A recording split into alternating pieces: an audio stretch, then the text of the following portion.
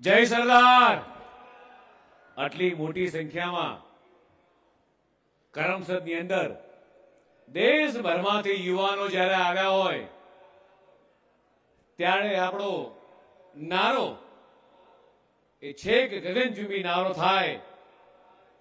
એવો જયઘોષ કરીએ। બોલો જય સરદાર, જય સરદાર। આજે 26 નવેમ્બર પણ છે, વિશેષ દિવસ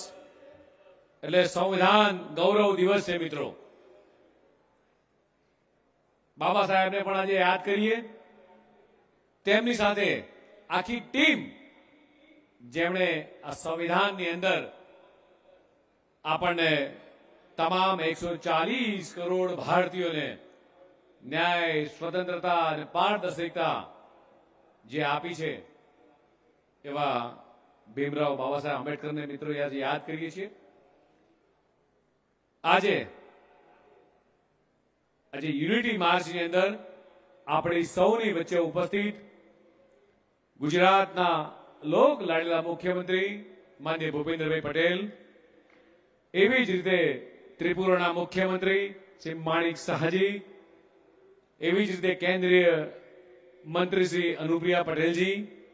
શ્રી નીમુબેન બામણિયાજી, આખા દેશભરની અંદર યાત્રાનું જે કોઓર્ડિનેશન સંચાલન કરતા એવા જ શ્રી સુનિલ બંસલજી રાષ્ટ્રીય મહામંત્રીજી, એવી જ રીતે ગુજરાતમાં આ યાત્રાનું કોઓર્ડિનેશન કરતા મારી ટીમ શ્રી રત્નાકરજી, રાજ્ય સરકારના મંત્રી શ્રી જીતુભાઈ, શ્રી રમણભાઈ, શ્રી કમલેશભાઈ, આપણા લોકપ્રિય સાંસદ શ્રી મિતેશભાઈ દેવુસિંહજી, સૌ ધારાસભ્ય મિત્રો, શ્રદ્ધેય મંચ અને દેશભરમાંથી આવેલા તમામ યુવાનો, ગુજરાતના તમામ યુવાનોનું આજના દિવસે સ્વાગત કરું છું। સરદાર સાહેબની 150મી જન્મ જયંતિ નિમિત્તે સમગ્ર દેશભરમાં આદરણીય પ્રધાનમંત્રી શ્રી માનનીય નરેન્દ્ર મોદીજીના માર્ગદર્શન હેઠળ આ યુનિટી માર્ચ સરદાર @150 ના નામે દેશના તમામ જિલ્લાની અંદર ખૂબ સફળતાપૂર્વક આયોજન થયું। ગુજરાતની અંદર પણ સવિશેષ ગુજરાતના મુખ્યમંત્રી માનનીય ભૂપેન્દ્રભાઈ પટેલના અધ્યક્ષતામાં 182 વિધાનસભાની અંદર આખું આયોજન થયું। અને ત્યારે મિત્રો આપણને સૌને ગૌરવ થાય કે દેશના યશસ્વી પ્રધાનમંત્રી માનનીય મોદી સાહેબે જે રીતે 140 કરોડ ભારતીયોનું સન્માન માત્ર ભારતમાં જ નહીં પણ સમગ્ર વિશ્વની અંદર આપણું સન્માન વધારવાનું કામ કર્યું છે। અને આ વર્ષે વિશેષ રીતે 150મી સરદાર વલ્લભભાઈ પટેલની જયંતિ, એવી જ રીતે ભગવાન બિરસા મુંડાની 150મી જયંતિ, અને હમણાં જ્યારે આપણે સંપૂર્ણ વંદે માતરમનું ગીતનું ગુંજન કર્યું, એ 150મી વંદે માતરમ ગીતનું પણ 150 વર્ષ જયારે પરિપૂર્ણ થયા છે, ત્યારે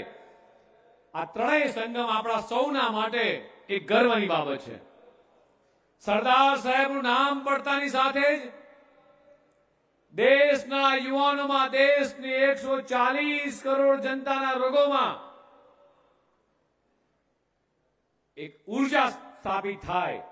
તેવું વ્યક્તિત્વ। દેશ જયારે આઝાદ થયો અને ત્યારે 565 રજવાડા એક કરી અખંડ ભારતનું જેમણે સપનું જોયું હતું, અને આપણને સૌને મિત્રો ગૌરવ થાય કે 562 રજવાડા નું જે વિલીનીકરણ કર્યું, અને એક લોખંડી પુરુષ તરીકે, એક સરદાર તરીકે મિત્રો જેમને બિરુદ મળ્યું છે, એવા સરદાર સાહેબને આ યુનિટી માર્ચની અંદર આપણે સૌ જોડાયા છીએ। દેશના યશસ્વી પ્રધાનમંત્રી માનનીય મોદી સાહેબનું સપનું છે એક ભારત શ્રેષ્ઠ ભારત અને આત્મનિર્ભર ભારતના આ સપનાને મજબૂત કરવાની અંદર જ્યારે આખો દેશ લાગી પડ્યો છે ત્યારે આ યુનિટી માર્ચ યાત્રાની અંદર દેશભરના યુવાનો જ્યારે જોડાયા છે ત્યારે સવિશેષ વાત ન કરતા હું ચોક્કસ કહીશ કે દેશના યશસ્વી પ્રધાનમંત્રી માનનીય મોદીજીનો જે સંકલ્પ છે આત્મનિર્ભર ભારત, આવો સૌ યુવાનો આ યુનિટી માર્ચમાં જે જોડાયા છે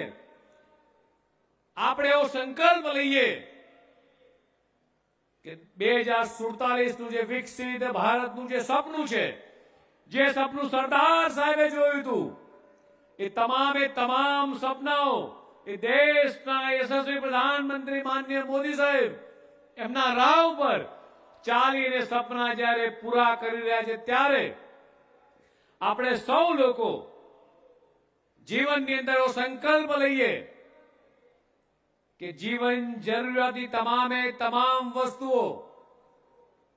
હું સ્વદેશી વસ્તુ વાપરીશ, મારા પરિવારમાં, મારા સ્વજનમાં એ ભારતના કારીગરના બનાવેલી પરસેવાની સુગંધની એ વસ્તુ, આ ભારતની માટીની જે સુગંધની વસ્તુ હોય